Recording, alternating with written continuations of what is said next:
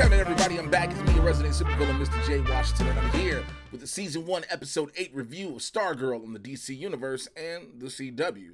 And if you have not seen this episode yet, you should already know the drill by now. Come on back, because I'm going to have spoilers for you. I was super pumped waiting on this one. Before I even go into the review, congratulations on the show for getting already renewed for Season 2. And from Season 2, it will now migrate from the DC Universe to officially being a CW original show. So after this season, this is all we're getting us on DC Universe.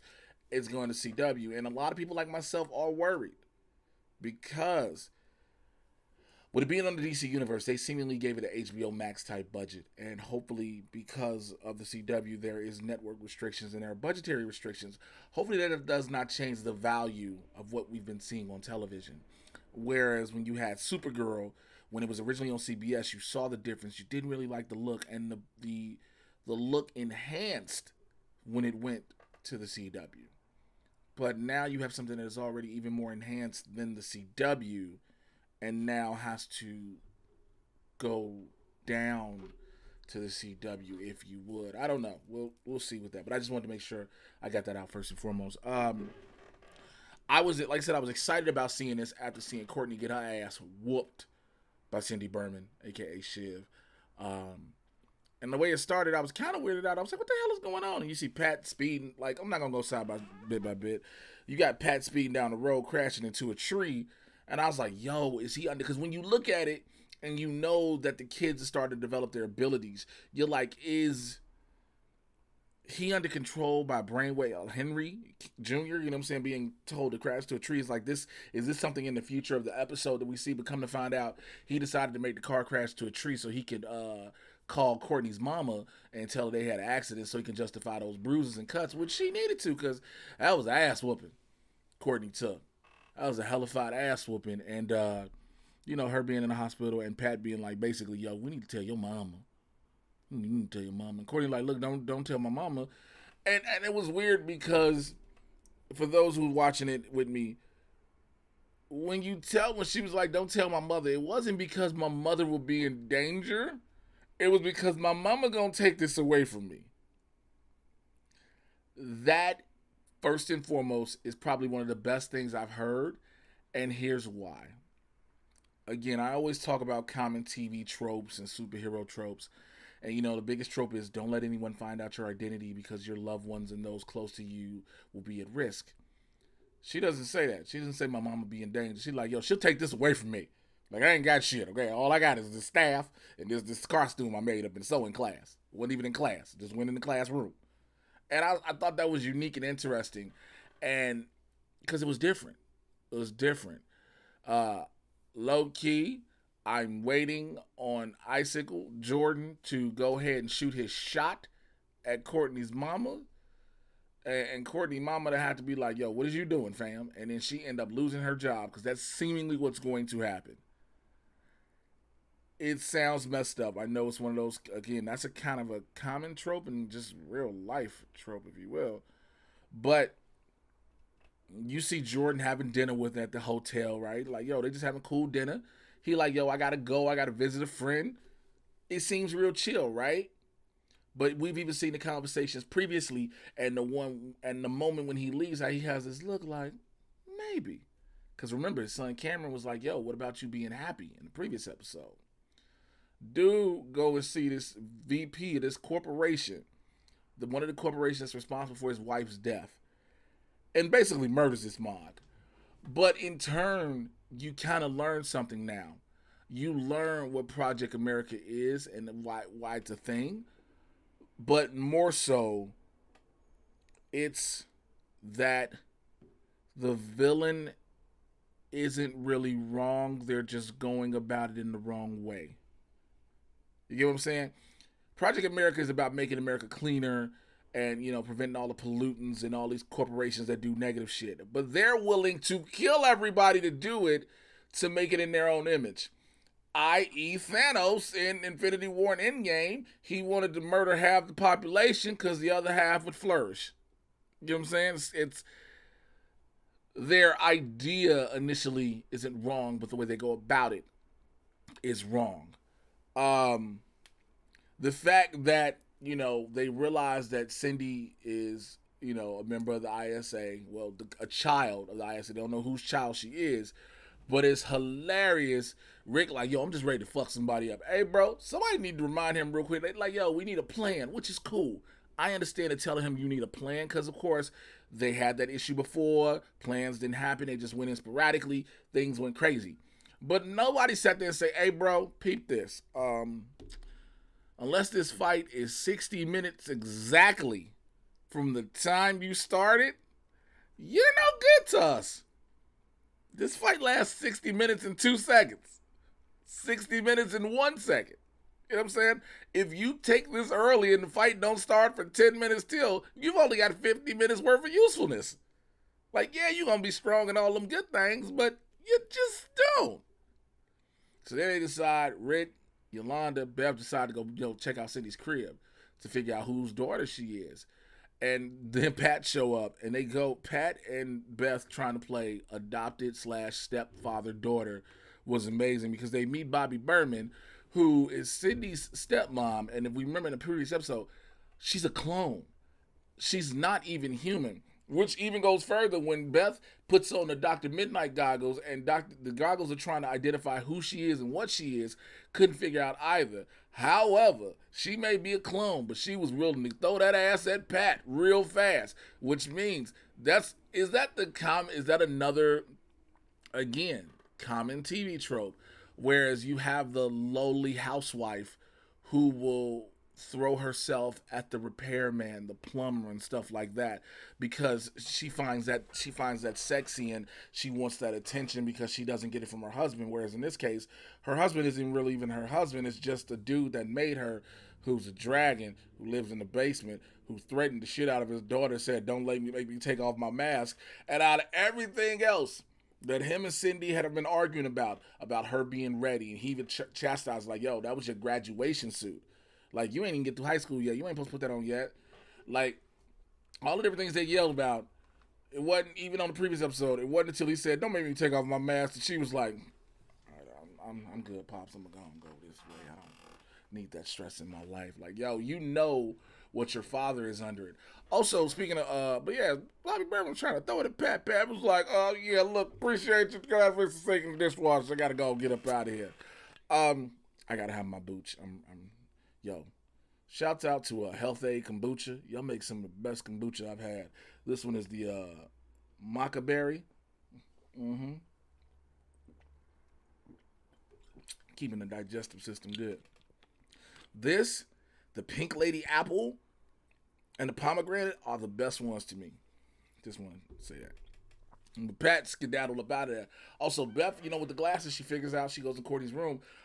Yo, so we found out something I didn't know a lot of us probably knew. We knew that her dad, Cindy's dad, the Dragon King, was a member of the ISA, right? Unless you know the stories, you didn't know. Man was born in 1901. Was executed in 1947. This is currently present day. My man's is 119 years old. Okay. All right. But they haven't put the two and two together that that's her dad and her dad is the Dragon King. Pat might find out next episode. Sydney going to see Courtney at the crib. Like, Courtney has this look like, oh shit, like I'm injured, I can't do anything. And Sydney's playing the role as she was playing before, in a sense where she was this obnoxious bitch in school. But at the same time, everything she says drops the hints of, I know who you are. And Courtney never catches on until Cindy get ready to leave. She's like, oh yeah, by the way, like, that's a nice staff you got, Stargirl. And she's like, damn. Then they tell her, I'm going to kill your friends. And they go, bye-bye, and leave her crib. She texting, when she texts Yolanda and them, they're like, oh shit, Cindy, no. So which means Cindy knows who everybody else is now. Because it's gonna be easy to put two and two together once you see, okay, Courtney, I knew he was through the mask. You're Stargirl. The same people you're with seem to be the same people that are this new JSA. The fact Henry Jr., his powers done kicked in fully. Like, He having bad headaches, trying to take aspirin, got to float up a pill, then catches it, opens up the key, sees the key. The key opens the door that has his father's suit. Now, that's one of the things I do. I am curious about with this. So Courtney had to refashion and repurpose her own suit, right? Yolanda's Wildcat suit became form fitting. Rick just put on what his dad had, as did Beth with the Dr. Mid-Nite, excuse me, cloak and goggles. I don't know if Henry can fit that suit or if it's going to look super tight or are they going to do where he has a second suit already made for him. But Henry finds out the letter between his dad and Cindy's dad and finds out that, yeah, that's been a set up relationship for the beginning. And then you see later on when Cindy comes back to her crib, Courtney busts through the window, staff and all, ready to go. Oh, forgot to mention, Pat had a one-on-one sit down with the staff. Was like, hey, fam, look, we ain't got along. You know what I'm saying? I know we don't really rock with each other like this. You ain't never respected me. I get it. I get you want justice. It's cool. But, hey, man, can you keep her out of trouble? Like, can you do this?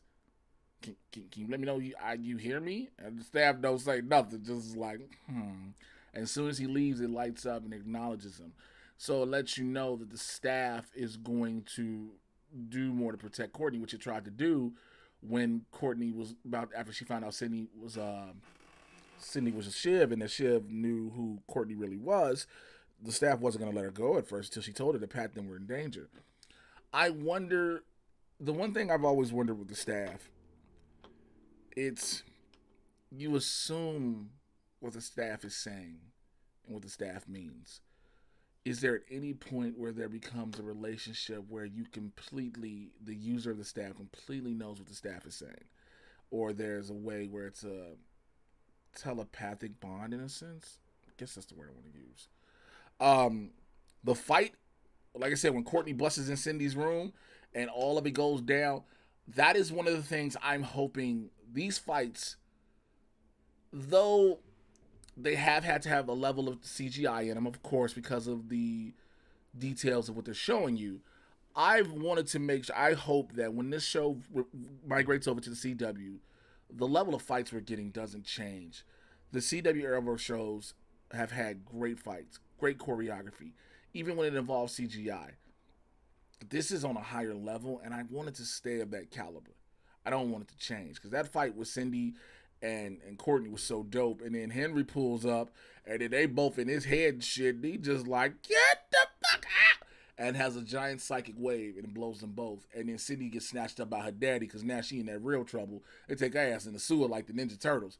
But the fact that Henry, Stargirl sees Henry, and Henry is reading her thoughts, and she doesn't realize it at first, and he knows who she is, then he runs away. And then, the Dragon King is like, yo, he does have his dad's ability, which helps him out. But the machine he's making, because remember, he told Cindy he needs him just in case his dad don't ever come back. This is getting interesting. Again, we're 8 episodes in. The next episode is Brainwave Jr., so officially he will pick up where his dad left off, especially in the fact that when he was in the hospital visiting his dad, when Courtney was being discharged, Courtney tried to say hi, and he just closed the door on her. So it's all the more reason to hate her, because she's the reason his father's like that. This story is building up well, like I said. I am waiting until they unleash Solomon Grundy. I don't want this season to go through where when they finally unleash Grundy, it's just a tease and that's a cliffhanger that leaves you till the second season. I want to actually see Grundy, but again, I think in order to have Grundy, you need the other members of the JSA to be formed. And so we'll have to see if we get the Thunderbolt and we get the Lantern and all that. I think we have I forgot how many episodes. I don't know if it was 16 or 13. I'm going to double check again. I should know these things offhand, but you know what? That's the type of show I run, where I sit here and try to figure shit out on the fly. Jesus. Let's see. Episodes. They have 13. So it's 13 episodes. Oh, the next one isn't Brainwave Jr., it's Brainwave. It's Brainwave. Brainwave Jr. is 10. Shining Knight is 11. Stars and Stripe Part 1 is 12. Stars and Stripe Part 2 is 13. So those are 13 episodes. So we got 5 more episodes left. I'm just hoping that, like I said, I don't want Grundy to just be teased. I want him to be used, but also I don't want him to be used and be done with real quick, because he shouldn't be. He's Solomon freaking Grundy. A good iteration of Solomon Grundy. So I'm just excited. I had this episode a rating of 1 to 5 stars. It gets a 5 from me. You know, can some episodes get 3s and 4s and 4.5s? Absolutely. This will get a 5 out of me. I love it. I love this show. I love where it's going. I will highly tout and preach and promote the shit out this show. You know what I'm saying? So, with that being said, I want to know what you think about it in the comments below. Go ahead and like, subscribe, and click on the notification bell. Let me know your feelings on Stargirl. I see a lot of people in the comments are rocking with me. A lot of people like, yo, Jay, this is that. Thank you for schooling me. Some of y'all come off really pretentious, like, well, how don't you know? I'm like, okay. I got 1,000,009 things I'm doing. I'm trying to review these, watch these, enjoy these. That's the biggest thing, first and foremost. When I watch these, as much as I'm reviewing them, as much as I'm covering them for Mad Titan and all other shit, I want to enjoy the shows. I want to enjoy them first and foremost. So a lot of times I'm not trying to watch it and just do deep dives and Googling everybody to make sure I know who this is, researching his backstory. Now, I'm just trying to enjoy the show like you. Right? So follow me Twitter and Instagram at Mr. J Washington, MRJAY. You already know the drill. Spelling Washington is right there. Join the Supervillain Squad on Patreon, patreon.com/Mr. J Washington. My $25 tier for those who want to join that is the one-on-one with the Supervillain Squad. Supervillain tier, excuse me. What that is I have a one-on-one, about an hour, a little bit longer conversation with the members of my squad who are at that tier. We talk uncandidly and unfiltered about everything. The first episode I did already for the squad is available with Alberto Rios. It's available for the squad now. After next week, it will be available to the public, so you all can check that. I have 2 other members at that tier. I'm going to go ahead and schedule those one-on-ones as well, and then I'll be releasing those also. So I want to make sure everybody in the squad sees what's a part of it, and then the world gets to see the conversations I have with the members of the squad also, okay? Check out the Mad Titan podcast everywhere you get your podcast from. I get you caught up on all the things happening in the Marvel and DC live action and cinematic universe. It is barbershop talk for nerds. Come on in that convo. And check out Blurs in the Hood live every Tuesday, 2 p.m. Pacific, 5 p.m. on the East Coast. Myself, Winston A. Marshall. We have a blast talking pop culture, news, entertainment, nerddom, and everything else from 2 black nerds' perspectives. And ladies and gentlemen, it's hilarious each and every single week, all right? I'll holler at you guys next week. Speaking of those, I'm out of here. Take care. Bye-bye.